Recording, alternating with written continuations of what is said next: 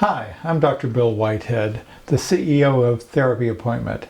I'm here with Denise Hoyt, and we're going to talk about the topic of telehealth today, a topic that's become much more intriguing lately as many people have switched to telehealth in the wake of the COVID-19 crisis. Denise, why don't we start off by just saying, what is telehealth? What's the definition?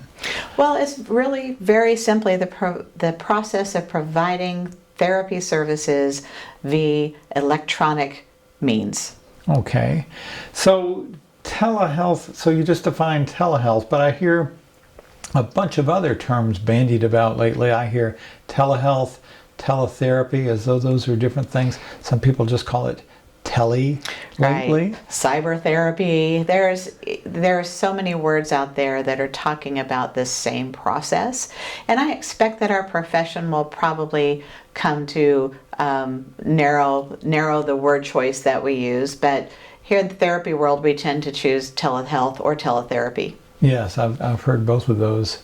So many people have expressed concern, though, that teletherapy or telehealth is not going to be as effective as face-to-face therapy. I mean, it seems kind of intuitive that that would be the case. We think about this as being very much an interpersonal relationship, and you don't get that same feeling on a screen. Yeah, so far the research has shown that it is not less effective than in-person therapy. So that's good news. That is good news. And it seems like that we may have a little bit of personal bias against that as therapists, as not meeting in in-person meeting. So, but the good news is I'm sure there's going to be more research to come. But right now, it seems to be okay. We have a wealth of information coming, I think. I think there's going to be a lot of research projects going on right now, absolutely. You know, from your definition, if I take it very literally, it sounds like a telephone call would qualify as telehealth. Is that something that insurance companies are likely to accept as a legitimate use of teletherapy just by a phone call? Right. Well, insurance companies pretty much get to define what the services are that they're going to reimburse for. And traditionally they haven't covered telephonic therapy. So that's what we tend to call that, is telephonic therapy. Don't tend to cover that except in extreme circumstances. And in some cases they might not even cover teletherapy itself. But in the wake of the COVID-19 crisis, many of them said, yes, we'll cover it. Okay. You know, many of our clients are already familiar with some form of video conferencing. They've used Zoom for a work call, for example, or they may have FaceTime on their Apple iPhone, or they may use Facebook Live. Are these considered to be okay media for teletherapy? The typical answer is no, they're not. And the reason why is because they are not encrypted services, and we really need to have encrypted services. So I understand encryption as being this kind of spooky mathematical cyber thing, but why is that important? So encryption is something that happens that kind of scrambles the signal. It's basically encasing the signal that if it were intercepted, no one else would know what that digital signature was talking about without having the key to that encryption. So it really is just ensuring that nobody can tap the line, as they used to say in the telephone days. Absolutely. Okay, so I can see that. So, but if I'm not particularly tech savvy, and I've also heard, by the way, that you've got to ensure as a part of this teletherapy that it's not recorded. So how on earth can I look at my computer and say, oh, I can tell it's encrypted or it's not being recorded? Well, the answer to that is you may not. So it's really important to subscribe to a service that provides that encryption for you and make sure that everything's being followed. And that means that you would ask for a business associate agreement from an entity that provided teletherapy services for you to buy a subscription to use that service. So I know, in my practice, I may have a business associate agreement with my accounting firm because they have access to some PHI. It's the same sort of agreement? It is, and they're agreeing that they are abiding by HIPAA law and usually high-tech laws as well to protect that confidential information that you're going to be transmitting in a live format at that moment. I'd heard that COVID hit us so quickly and no time to react that HHS had generously relaxed their requirements and said, well, we don't have to have it encrypted right now. Is that true? And if so, how long is that going to last? Right. So what happened is that the normal channels that would handle teletherapy just did not have the capacity for all of a sudden the entire United States being in this COVID crisis and needing teletherapy. So HHS said, well, the patient's well-being is more important than the encryption at this time. So they relaxed those rules, but those rules were only relaxed for a certain set amount of time. In fact, if you're watching this video after the 1st of October, it's very likely that you are required to have an encrypted service and a BAA agreement in order to provide teletherapy services. So FaceTime is out. It's out. Okay. Can all therapy services be conducted by teletherapy, or is it restricted to certain services? So in some states, they may restrict some services from teletherapy, but the biggest catch here is the patient appropriate for these services? So if the patient is not, maybe they're not organized enough, or maybe they're not capable enough or aware enough to be given teletherapy services. And an instance of this would be maybe you have a patient who's in the nursing home that is not, they're just not capable at that moment of, it's not going to be a good fit for them. And we have to know that that's the case. Right. They've got to be familiar at some level with the fact that this is not a Right. TV show. This is a live human being. So on there the is other some end. clinical judgment on our part for sure. I see.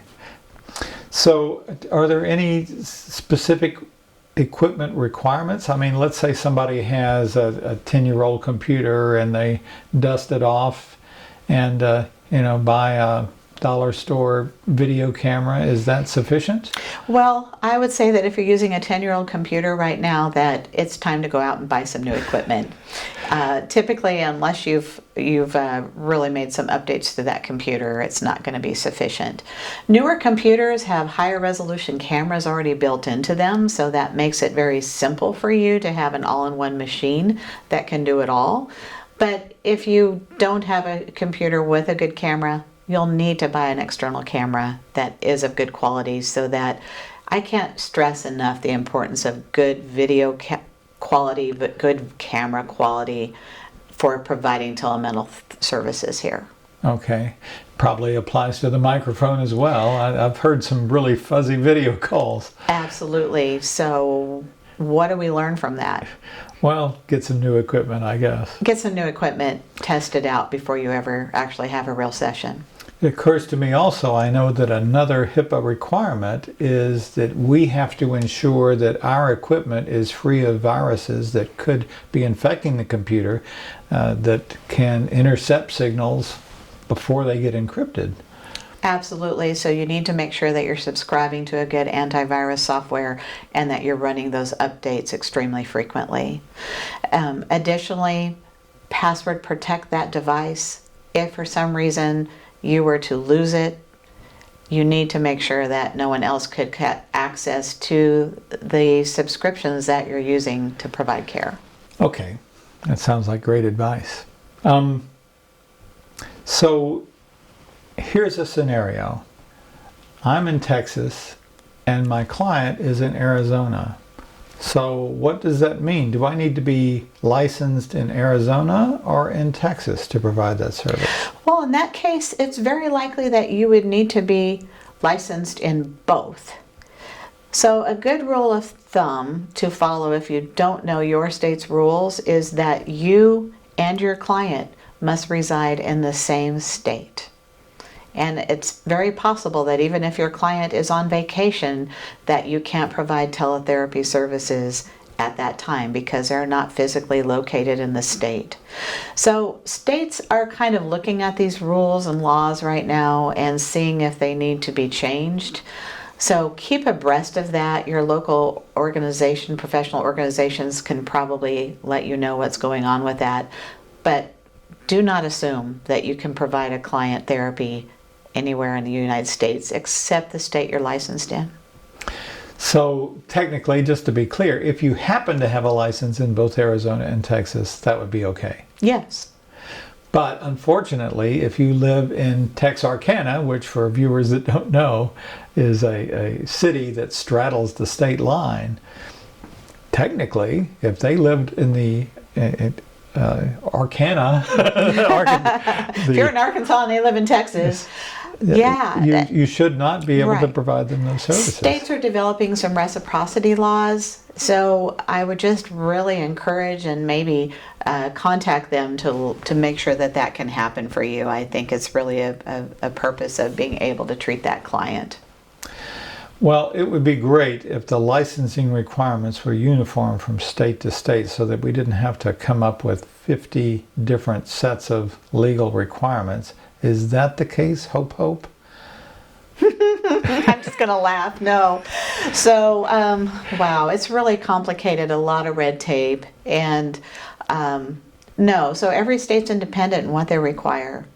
But as I mentioned, some of them are starting to get some reciprocity rules in place. And the only thing you can do is encourage that to happen at your state level. So I have my standard informed consent form that if I'm doing face-to-face therapy, I'll have a client sign. Any additions to that if we're doing teletherapy? Yeah, you really need to have a statement in there about the risks and benefits of therapy and how you're going to set up and manage emergency situations that might happen during teletherapy sessions. So you're talking about some kind of safety rules here. What sort of situations are you thinking about? So, Bill, of course, there's always that thing we're assessing with clients with mental health as that level of suicidality in a client and or a homicidality in a client, that risk to themselves or someone else that we have to be aware of. So we still have to report all of that just like we would in a face-to-face session. But an additional thing, in my office, if a client were having a medical emergency physically in my office, I would need to render aid. I'm still required to render aid in that situation because I'm observing it at the time. So I'm going to make sure I know some things about that client. Where are you today, right? If I need to send aid, where are you physically located? What's the address?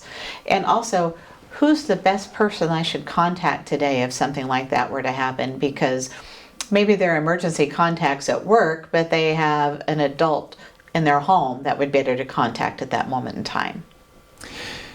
Do you prepare clients for online therapy, or do you think they can just pick it up cold?